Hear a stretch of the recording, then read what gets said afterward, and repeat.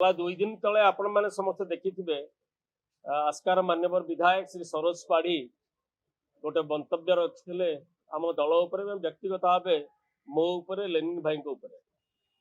आमे ता पूर्व कहीलु जेतेबेले विजु जनता दलर आभ्यंतरीण व्यापार एवं सर्वोपरि आमर प्रिय सभापति पूर्वतन मुख्यमंत्री विरोधी दलर मान्यवर विरोधी दल नेता श्रीजुक्त नवीन पट्टनायक प्रति अत्यंत अशालीन एवं असम्मानजनक मंतव्य से देइथिले सेतेबेले आमे तांकु कहिथिलु जे विधायक पदर गारिमा पदमर्यादा भूली एभली नवीन बाबू विषय रे मंतव्य दियंतु नाही काहेकि ना समस्त जानती जे सारा देशर लोक नवीन बाबू को कोभली सम्मान करती एवं सरोज बाबूंकर दलर प्रधानमंत्री जे अछंती मान्यवर प्रधानमंत्री राज्यर मान्यवर मुख्यमंत्री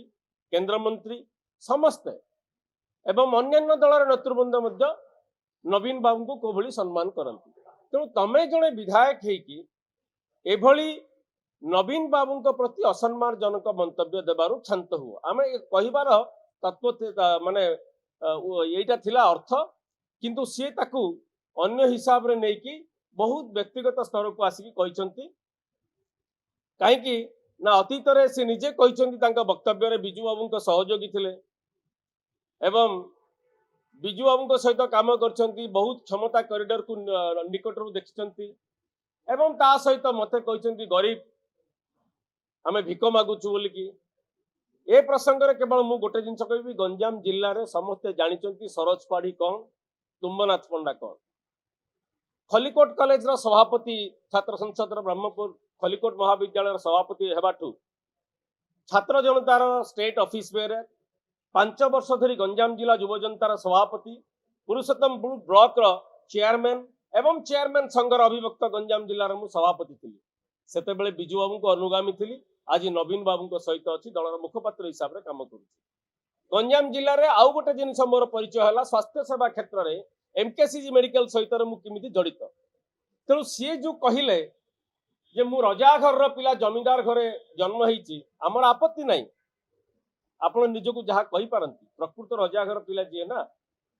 सी केवल एभली अहंकार पूर्ण कथबार्ता करेंगे ठीक अच्छे आपण विधायक है अहंकार बढ़ी जाइए आप अहंकार रखु किंतु आमर कहबार तात्पर्य थिला केवल जे नवीन बाबू प्रति जो आपण प्रधानमंत्री एभली सम्मान जनाऊँ मुख्यमंत्री श्री मोहन माझी घर को जाऊँ सामान्य असुस्थ होगापर केंद्र मंत्री धर्मेंद्र प्रधान जाकि व्यक्तिगत भाव पचार आप स्वास्थ्य केमी अच्छी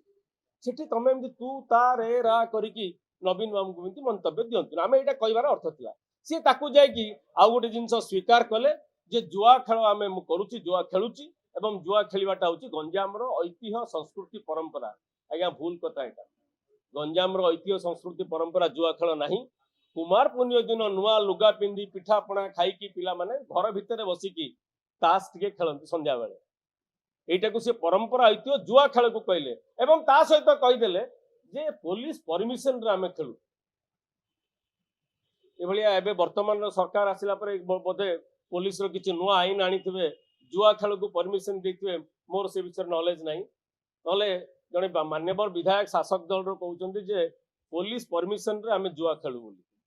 ठीक अछि आपण रजागर पिला आपण अहंकार देखेबे आपण जहा करूचंती कहंतु हम व्यक्तिगत स्तर को जाई कि कहंतु हमर आपत्ति नाही किंतु गोटे जिंस आमे अनुरोध करिवु आपण जो फारदर आपण सम्मान दृष्टि आसिका बासी सम्मान दृष्टि आसिका निर्वाचन मंडली जनसाधारण जहाँ चाहती नवीन बाबू प्रति एभली असम्मानजनक टीका टिप्पणी करंतु नाही आपण मते भिकारी कहि पारंती आमे रास्ता रे बुलुचु बोली कहि पारंती जदिओ आपण छात्र जीवन रे आपण कोन करथुले आमे जानिनु मु छात्र जीवन रु छात्र जनता युव जनता हेकि वर्तमान दलर मुखपात्र अछि आपण जहाँ कहंतु किंतु नवीन बाबू प्रति एभली अशालीन असम्मानजनक कथबार्ता करंतु नाही बाकी रहिला आगामी दिन रे लोके कहिबे गंजाम जिल्ला रे लोके कथबार्ता करूचंती मते निंदा करूचंती कि आपण को प्रशंसा करूचंती कि कोन करूचंती सेटा आगामी दिन रे लोके तार जवाब देबे किंतु मु कोठी हेले केबे बाली माफिया ठू पैसा मागिबार चांदा मंथली फिक्स करी केबे ऑडियो मोर आसी नथिला पदा को आपण स्वीकार कलेनी सेटा को आपण से प्रश्नर उत्तर रखिलेनी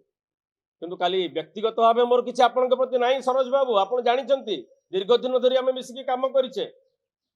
କିନ୍ତୁ ଏଇଭଳିଆ ରାଜନୀତିରେ ଗୋଟେ ପଦ ପଦବୀର ଗାରିମା ରଖନ୍ତୁ ଏବଂ ତା ତଳକୁ ଯାଇକି ଆପଣ ନବୀନ ବାବୁଙ୍କ ପ୍ରତି କୌଣସି ଟିକା ଟିପ୍ପଣୀ ଦିଅନ୍ତୁ ନାହିଁ ଅସମ୍ମାନ। ତା ଫଳରେ ଆପଣଙ୍କ ବ୍ୟକ୍ତିତ୍ୱରେ ଏକା ଲୋକ କଥାବାର୍ତ୍ତା କରୁଛନ୍ତି, କେବଳ ଗଞ୍ଜାମ ଜିଲ୍ଲା ନାହିଁ ସାରା ରାଜ୍ୟର ଲୋକ କଥାବାର୍ତ୍ତା କରୁଛନ୍ତି ଯେ ସରୋଜ ପାଢୀ ଜଣେ ବିଧାୟକ ହେଇକିରି ଏଭଳି ଭାଷା କେମିତି ବ୍ୟବହାର କରିପାରୁଛନ୍ତି। ସେଇଟା ଆମର କହିବାର ଅର୍ଥ ଥିଲା, ଲେନିନ ଭାଇଙ୍କର କହିବାର ଅର୍ଥ ଥିଲା, ମୋର ବି କହିବାର ଅର୍ଥ ଥିଲା। ସେଇଟାକୁ ସେ ଯୋଉ ଭଳିଆ ଅର୍ଥରେ କହିଲେ ଆମକୁ ଚାକିରି ଦେବେ ଫାର୍ମ ହାଉସରେ ବୋଲି, ଠିକ ଅଛି ଯଦି ସେ ଦକ୍ଷତା ଆପଣଙ୍କ ଅଛି, କାହିଁକିନା ଆପଣଙ୍କ ପ୍ରପର୍ଟି ଷ୍ଟେଟମେଣ୍ଟ ଆମେ ଦେଖୁଥିଲୁ ଯୋଉ ଆଫିଡେଭିଟ୍ କରି ଦେଇଛନ୍ତି 3,20,00,00,000 ଟଙ୍କାର ଆପଣ ସମ୍ପତ୍ତି ତାଲିକା ଦେଇଛନ୍ତି, ସେଥିରୁ 1,49,00,000 ଋଣ କରିଛନ୍ତି। ମୁଁ ତ ସେ ବିଷୟରେ କିଛି ଟିକା ଟିପ୍ପଣୀ ଦେବେନି, ଆପଣ ଯାହା କହିଛନ୍ତି। ଇଆଡେ କହୁଛନ୍ତି ମୁଁ ଜମିଦାର ଘରର ପିଲା, ଯଦି ଆମର ଆବଶ୍ୟକ ପଡିବ କେତେବେଳେ ଆମେ ଆପଣଙ୍କ ପାଖକୁ ଚାକିରି ପାଖକୁ ଯିବୁ।